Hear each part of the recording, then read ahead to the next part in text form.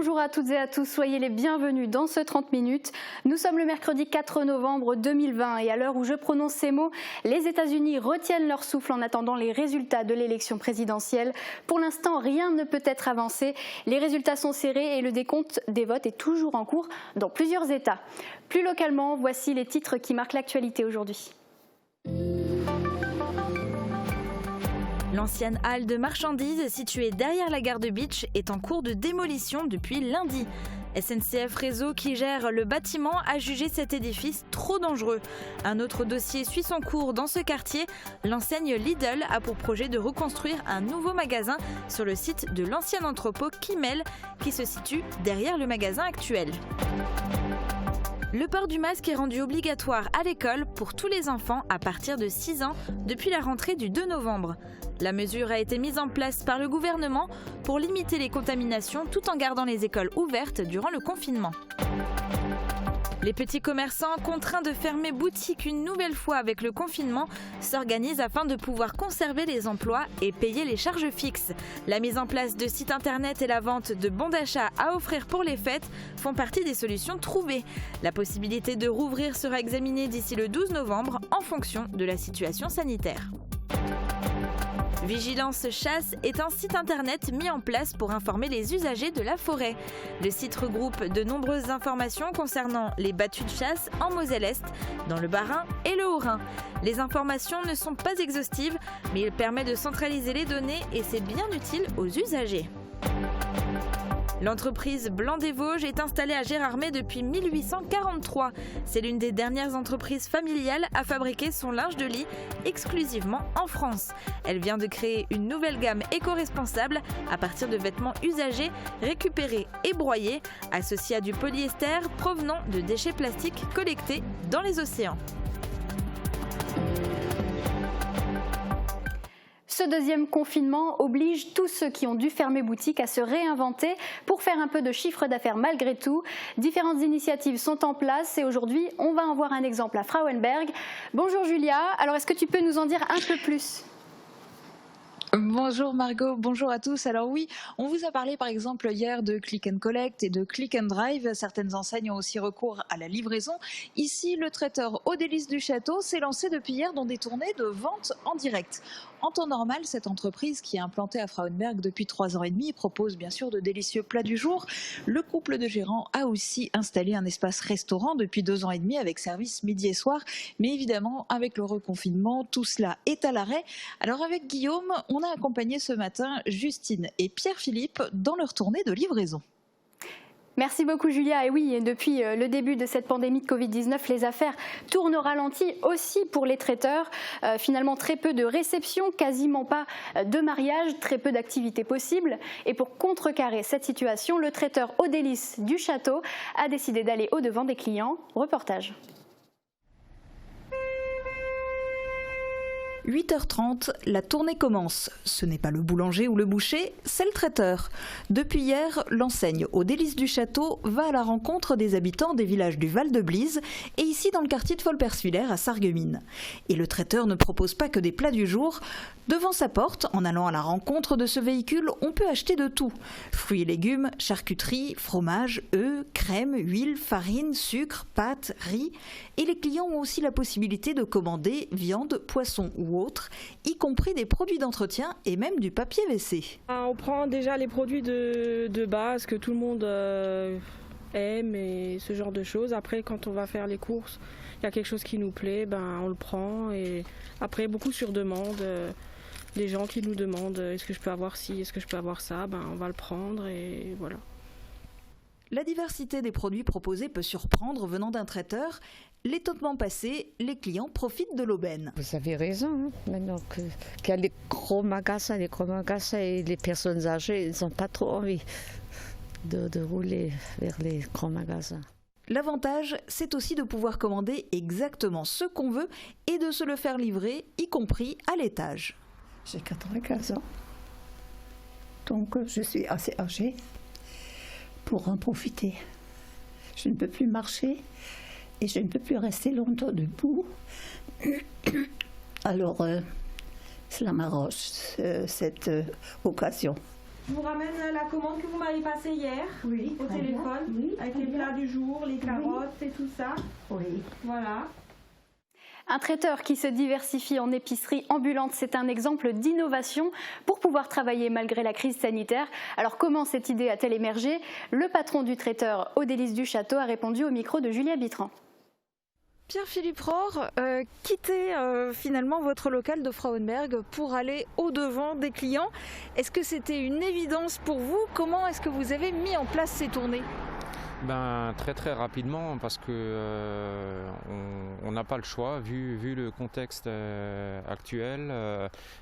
Attendre les clients pour qu'ils viennent dans notre restaurant, c'est vraiment très compliqué.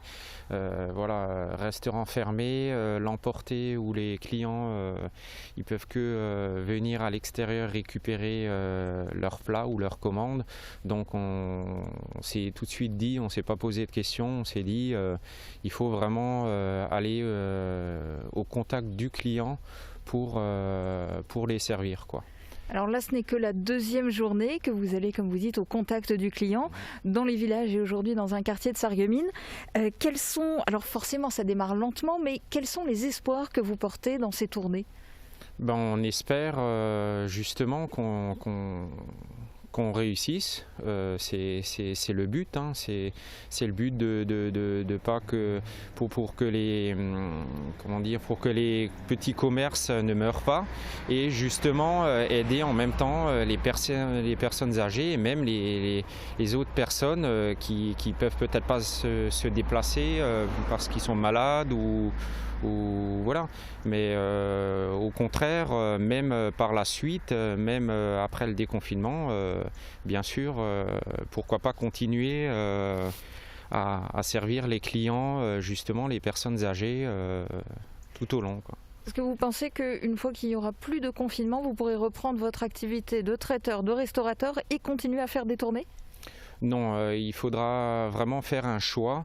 C'est pour cela que justement nous souhaitons que ça fonctionne, continuer à servir les personnes âgées, et que justement si cela fonctionne très bien, bien sûr nous continuerons, car nous ne voyons pas pourquoi nous aidons maintenant, nous soyons solidaires, et après par la suite nous reprenons l'activité normalement. Justement, bien au contraire, on continuera alors le restaurant et les tournées. On fera un choix. Voilà. Et même bonne chance pour la suite. Merci beaucoup. Prenez vos stylos, le traiteur Aux Délices du Château vous donne rendez-vous les mardis à Blies-Gerswiller et Blies-Schweyen, les mercredis à Volperswiller, les jeudis à Frauenberg, les vendredis à Blies-et-Bersin et les samedis à Bliesbruck. La tournée, vivre au rythme de l'élection américaine à Sarreguemines, c'est le quotidien de Clint Quillin, originaire de Denver dans le Colorado. S'il s'est installé dans la cité faïencière, il continue à voter dans son pays d'origine. Mosaïque Cristal est donc allé à sa rencontre pour savoir comment il a vécu cette campagne, pas comme les autres. Reportage de Thomas Drouin. I am Clint Quillin, and I come from Denver, Colorado, in the western United States. Et voilà 40 ans que Clint vit en Europe en tant que professeur sur les bases américaines en Allemagne. D'abord à Zweibrücken, puis à Ramstein. C'est depuis la France qu'il a vécu la campagne électorale américaine en suivant l'actualité sur Internet et en échangeant avec sa famille sur place. C'est différent pour moi comme les autres Américains, je crois, parce que je ne suis pas là dans le bruit, le conflit, beaucoup de bruit, beaucoup de conflits cette année. Pour moi, je suis en France et c'est plus calme et j'ai la perspective différente. Mais même loin des États-Unis, il a lui aussi participé au vote, par correspondance. Sur son bulletin, il n'a pas eu que le choix du président, mais aussi de gouverneur, de juge et même de décisions concernant le Colorado. Il lui a fallu près de 10 minutes pour le remplir. Il a voté il y a 2 semaines pour être sûr que son bulletin arrive en temps et en heure au Colorado. Et pour la présidentielle, son choix s'est porté sur Joseph Biden et Kamala Harris. Voilà, j'espère gagner. Il l'a lui-même remarqué au cours de ces dernières semaines, c'est une élection qui intéresse beaucoup de ce côté-ci de l'Atlantique. Beaucoup de Français, je parle avec mes amis aux Argentines, et beaucoup a dit c'est possible, Trump est encore président. Et j'ai dit j'espère non. Mais pour les autres Américains, c'est possible. Cette interview a été réalisée hier et déjà il prédisait la possibilité de ce résultat serré que l'on découvre aujourd'hui. Et si le vainqueur officiel est normalement annoncé environ une semaine après le vote, cette année pourrait être différente selon lui.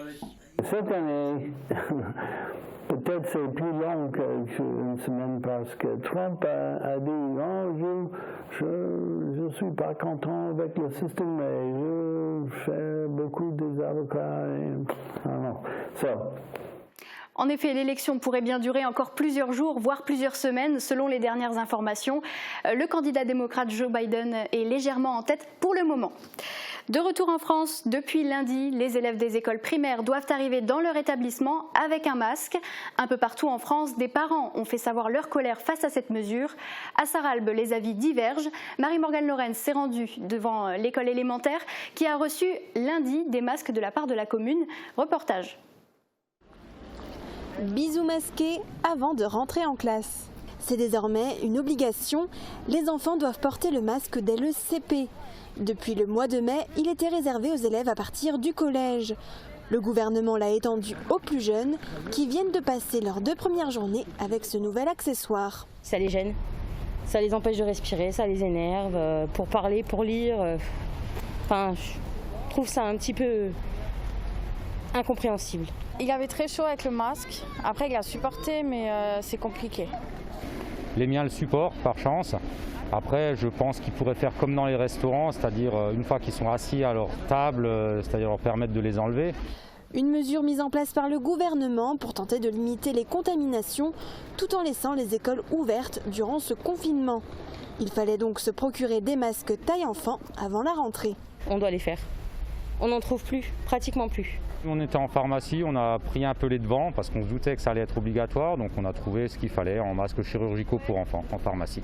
On en a trouvé dans les magasins, que ce soit des jetables ou des tissus, ils avaient en stock. La municipalité a aussi pris les devants en commandant près de 400 masques. Ils ont été distribués lors de la rentrée du 2 novembre aux élèves des écoles de Sarralbe et de son annexe Rech. On est dans la continuité de ce que nous avons assuré depuis le mois de mai, puisque nous avions distribué à l'ensemble de notre population déjà les masques pendant cette pandémie du printemps. Le masque, comme vous le disiez, est obligatoire maintenant à l'école élémentaire. Pour nous, eh bien, ça tombait sous le sens de proposer, d'offrir aux enfants, aux familles, un masque pour que la meilleure sécurité sanitaire puisse être assurée. Pour les enfants âgés de moins de 11 ans, le masque est imposé uniquement dans l'enceinte de l'école actuellement.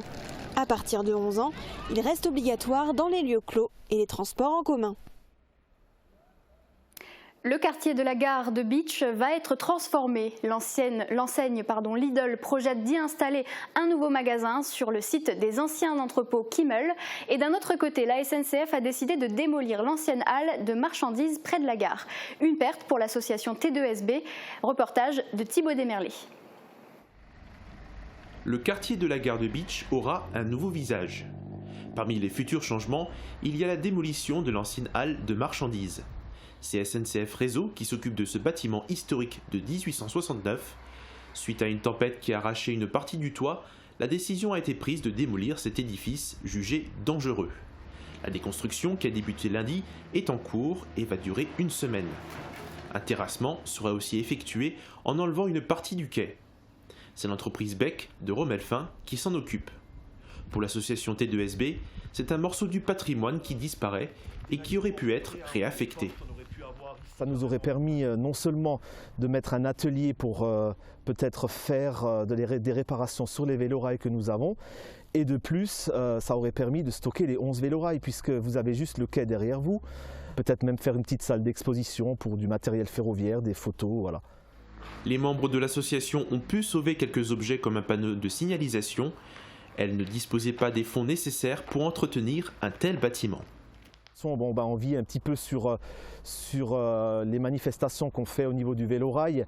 Actuellement, on n'a pas les fonds nécessaires pour refaire tout ce bâtiment à neuf ou en sécurité. De l'autre côté, un autre dossier est en cours de route depuis plusieurs années.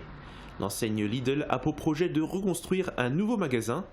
Il serait situé sur le site des anciens entrepôts Kimmel qui seront rasés.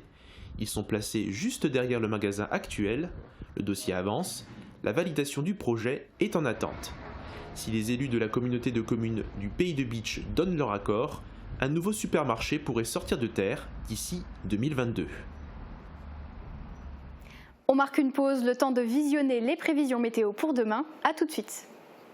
La météo vous est présentée par le Crédit Mutuel. Une banque qui appartient à ses clients, ça change tout.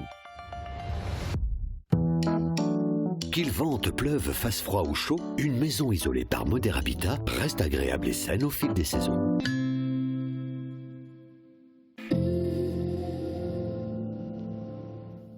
Bonjour tout le monde, le temps demain sera majoritairement ensoleillé.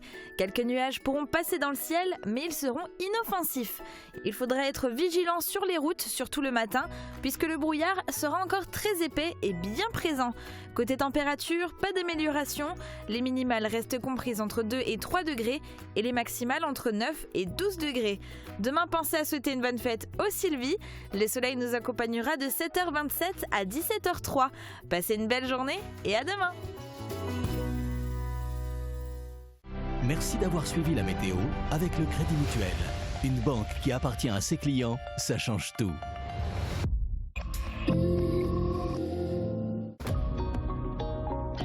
Au restaurant, j'ai du mal à suivre une conversation. Y aurait-il une solution avec mon appareil auditif ?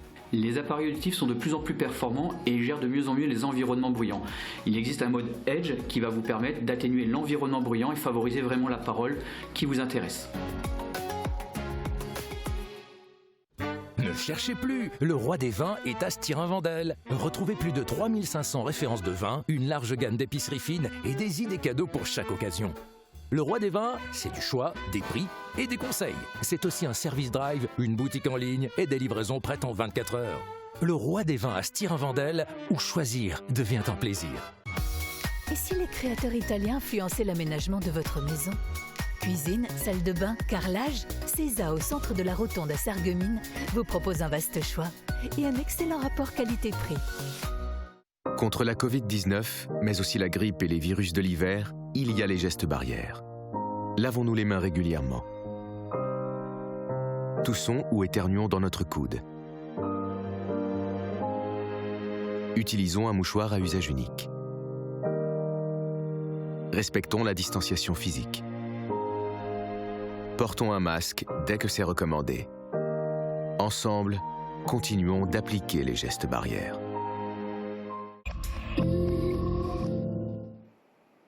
Ce second confinement est un coup dur pour les petits commerçants, surtout à l'approche des fêtes de fin d'année.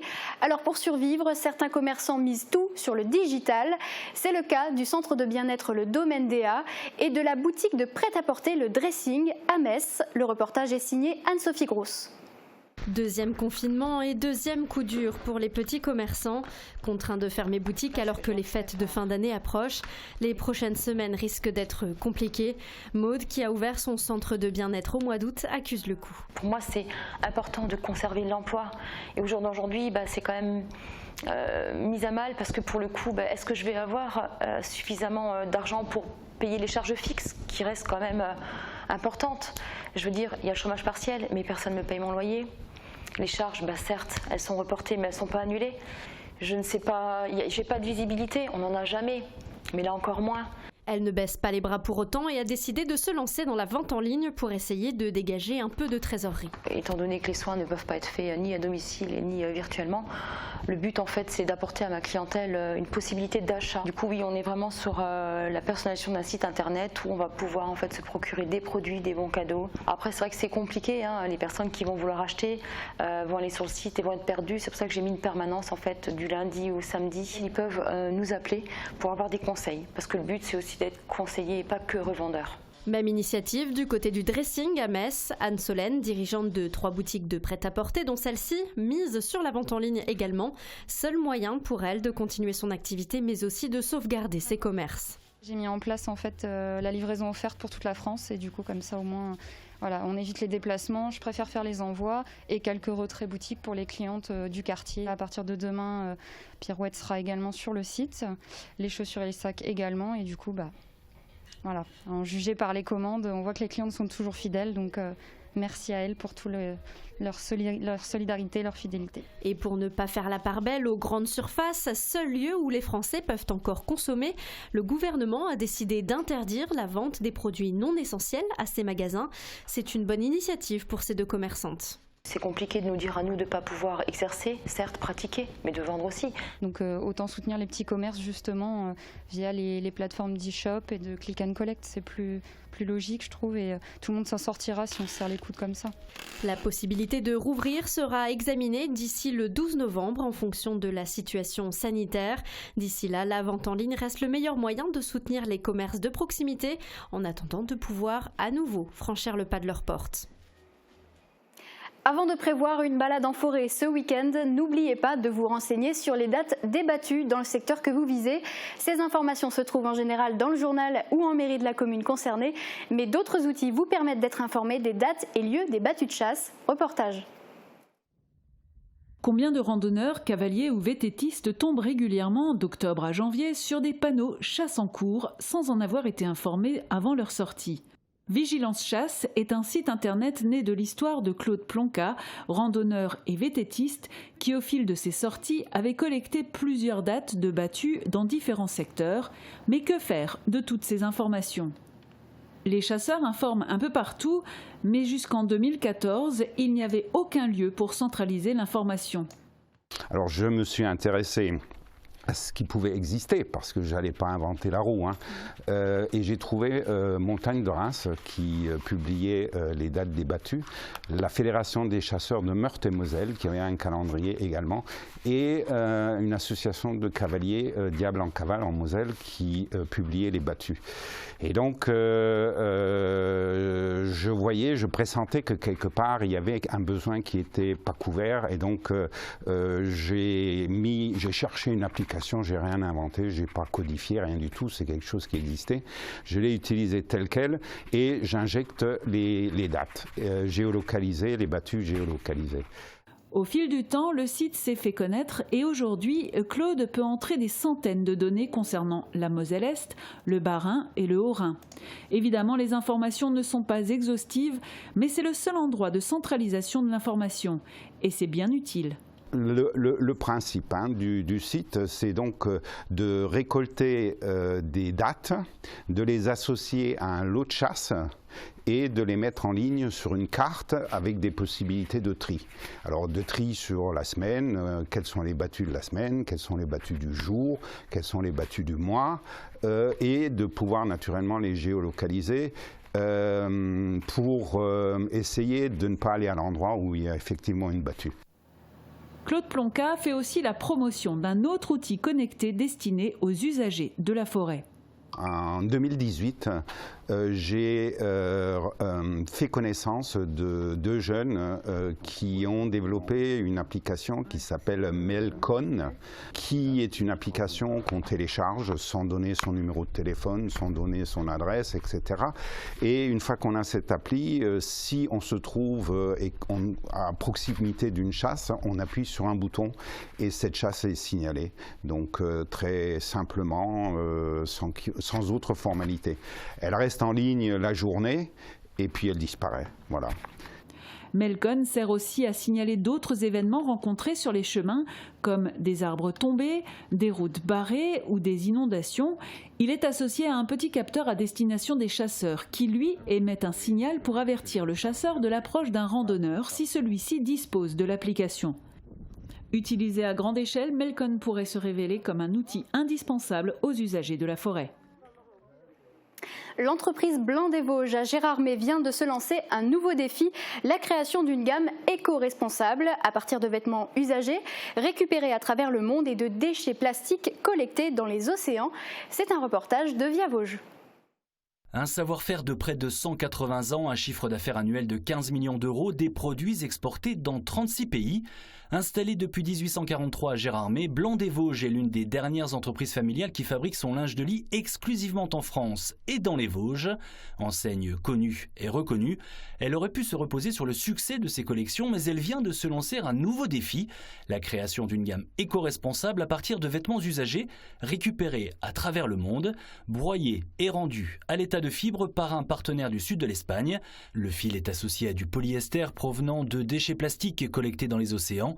Le tissu revient ensuite en France pour être à nouveau travaillé par les entreprises vosgiennes avant de gagner les ateliers de Blanc-des-Vosges qui le transforment en parure de lit. Cette nouvelle gamme s'appelle Avenir.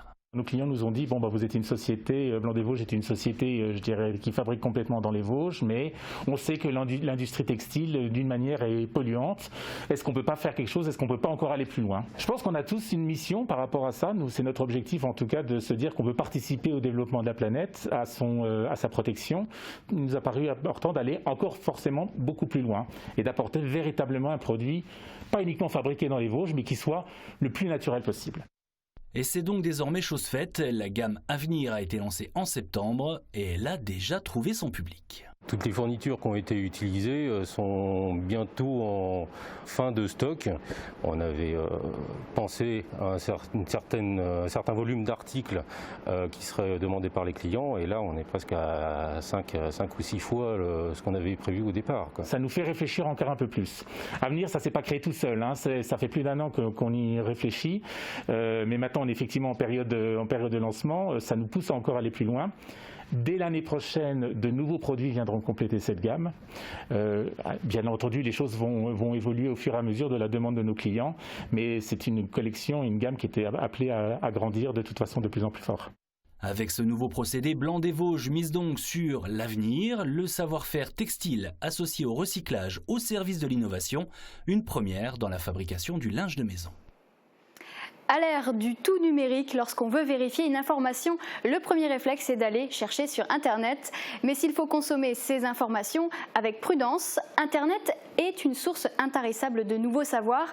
Et ce n'est pas les enfants de la génération Z qui vous diront le contraire. Voici le 4e volet de la famille tout écran. Mes chéris, ce soir c'est Marie qui vous garde. Papa et moi on profite de la pleine lune pour aller se faire un petit dîner en amoureux. La Lune? Vous parlez bien du 5e plus gros satellite du système solaire?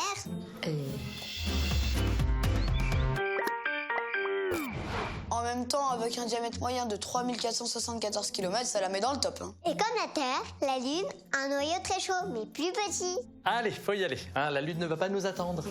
Non, mais elle va revenir dans 29 jours et demi. C'est ce qu'on appelle la période synodique. Un tour autour de la Terre, si vous préférez. Ils sont trop mignons.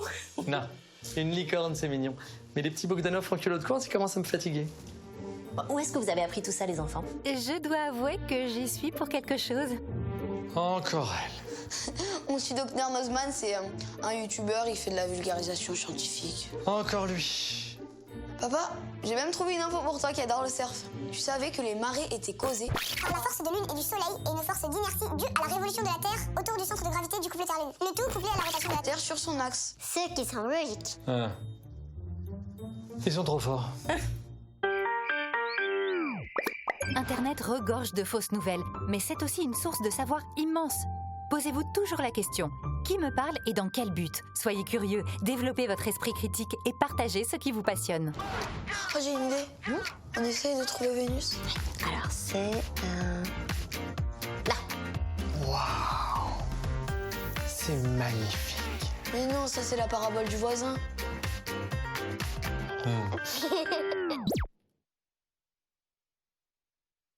à tous d'avoir suivi ce journal, mais ne zappez pas tout de suite. L'info continue sur Mosaïque Cristal.